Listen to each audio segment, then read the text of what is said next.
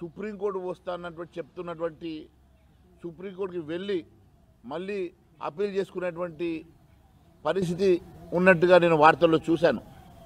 ఎప్పుడైనా నాయకుల మీద ఆరోపణ వచ్చినప్పుడు ఆ నాయకులు ఆరోపణలు వాస్తవమా కాదా నిబద్ధతతోటి ఆ ఆరోపణలను ఎదుర్కొని వారు రుజువు చేసుకునేటువంటి అవసరం ఉంటుంది తప్ప తప్పించుకొని ఈ కోర్టుల ద్వారా మీరు తప్పించుకునే ప్రయత్నం చేయడం ఎంతవరకు సమంజసమని అడుగుతా ఉన్నాను. అదే మాదిరిగా కేటీఆర్ గారు మంత్రిగా ఉన్నప్పుడు ఆ రోజు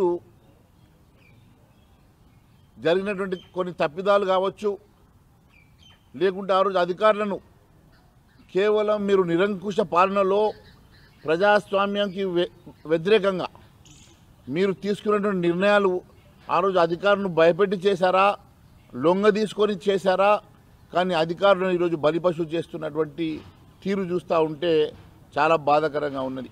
ఈరోజు మంత్రి గారు చేసి ఆదేశాలు ఇచ్చి వాళ్ళతో పని చేయించుకొని ఈరోజు నా ప్రమేయం లేదు, అధికారులదే ప్రమేయం ఉన్నదని చెప్పే ప్రయత్నం చేయడం అంటే ఆ రోజు మీరు నిరంకుశంగా వారిని లొంగ తీసుకొని వారిని భయభ్రాంతుల్ని చేసి మీరు తీసుకున్న నిర్ణయాన్ని వారితో ఇంప్లిమెంట్ చేయించి ఈరోజు మీరు తప్పించుకునే ప్రయత్నం చేస్తున్నటువంటి మరి కేటీఆర్ గారు నిజంగా ఈ ప్రజాస్వామ్యంలో మీరు నిర్దోషి అయితే దీన్ని నిలబడి ఎదుర్కొని వాస్తవాలు తేటతెల్లం ప్రజానీకానికి చేయాల్సినటువంటి అవసరం ఉన్నది తప్ప ప్రజాక్షేత్రంలో ఈ వాస్తవాలు ఏందో నాయకుడు అనేవాడు వాస్తవాన్ని బయటపెట్టి దీన్ని ఎదుర్కోవాలి తప్ప ఈరోజు దొంగతనాల కోట్లకు వెళ్ళేసి తప్పించుకునే ప్రయత్నం చేయడం ఇది బాధాకరం అని చెప్పి తెలియజేస్తా ఉన్నాను.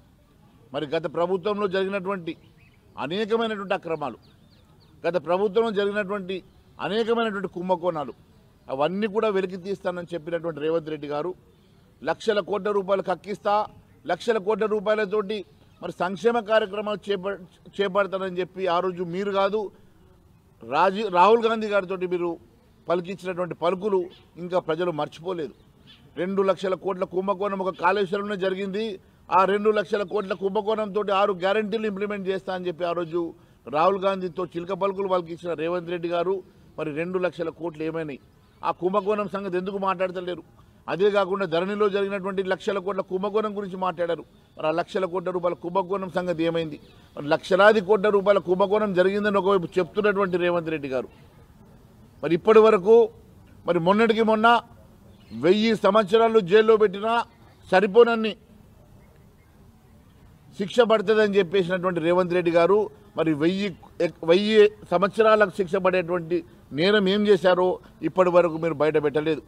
1000 సంవత్సరాలకు సరిపడేటువంటి నేరంకి ఎన్ని శిక్షలు పెట్టారు, ఎన్ని కేసులు పెట్టారు, ఎన్ని రకాలుగా మీరు ప్రజానీకానికి వాస్తవాలు తెలియజేశారు, ఇప్పటి వరకు దాని మీద ప్రస్తావన చేయలేదు. కేవలం సినిమా డైలాగులు కొడతా ఉన్నారు. మీరు మరి తిట్టినట్టు చేస్తే ఆయన ఏడ్చినట్టు చేస్తూ ఉన్నారు.